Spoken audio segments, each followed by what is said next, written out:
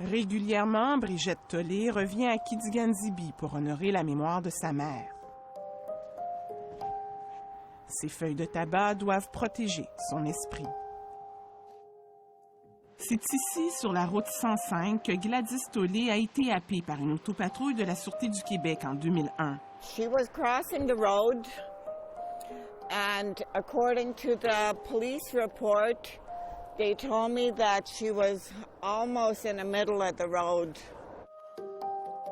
Gladys est morte sur le coup, juste devant chez elle. Elle avait 61 ans.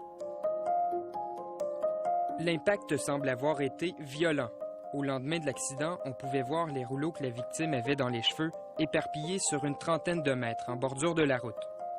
This is the final spot where she landed, my mother.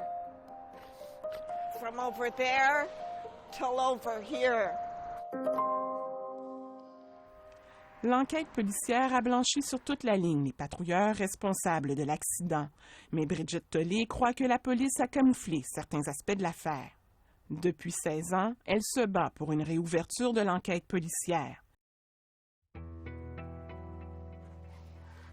Elle a épluché tous les rapports d'enquête et dit avoir décelé de nombreuses erreurs. It's wrong, it's wrong, it's wrong. Tout d'abord, elle a constaté que la protection de la scène de l'accident a été confiée aux frères du policier qui conduisait l'autopatrouille. Comme l'accident a eu lieu en territoire autochtone, Brigitte Tollé estime que ce sont des policiers amérindiens qui auraient dû protéger la scène. The brother of the cop that just killed my mother was in charge of the scene. C'est également le frère qui a renseigné les policiers de Montréal chargés de mener l'enquête indépendante. Brigitte Tollé affirme qu'elle a demandé des explications aux policiers, mais qu'ils ont refusé de lui parler. Nous avons demandé à 2 experts de revoir certains éléments de l'enquête.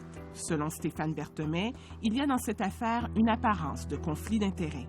Et je pense que le chef du corps de police, qui est le frère du policier impliqué, n'aurait pas dû se rendre sur la scène de crime. Il aurait dû se tenir éloigné du dossier, justement pour éviter qu'on pense qu'il avait pu avoir un intérêt dans l'action ou qu'il a pu avoir influencé d'une façon quelconque le dossier. Pourquoi le frère du policier n'a-t-il pas senti le besoin de se tenir à l'écart? Brigitte Tollé aimerait bien le savoir.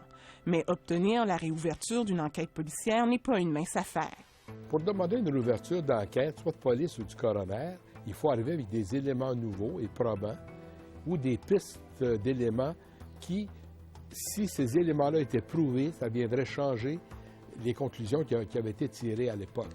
De ces éléments, 16 ans plus tard, Denis Boudria n'en a pas trouvé dans les dossiers. On est toujours avec les mêmes versions qui sont là. Les versions, sur l'essentiel, sont corroborées par les analyses du véhicule, par l'autopsie. L'enquête aurait été menée dans les règles de l'art, malgré quelques incohérences. Je crois que c'est la grande leçon, c'est de dire, une fois qu'il y a eu un accident malheureux, une fois qu'il y a eu une victime d'un acte policier, il faut qu'un corps indépendant, totalement indépendant, intervienne. C'est ce qui arrive aujourd'hui avec le Bureau des enquêtes indépendantes. Brigitte Tollé persiste et signe.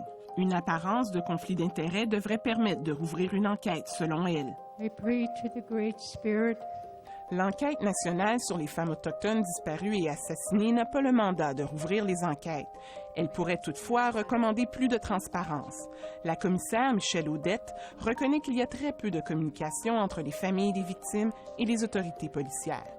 Les gens semblent ne pas savoir ce qui se passe une fois qu'ils ont appelé la police et dénoncé une situation ou la perte d'un être cher. Comment ça se fait qu'il y a des gens qui se retrouvent sans réponse ou sans soutien par la part des gens de première ligne, qui incluent les policiers? Ce manque de communication, dit-elle, accentue la méfiance qui existe déjà entre les Autochtones et les corps policiers. Quand une famille sait ce qui se passe dans son dossier, on sent que le processus de guérison est présent.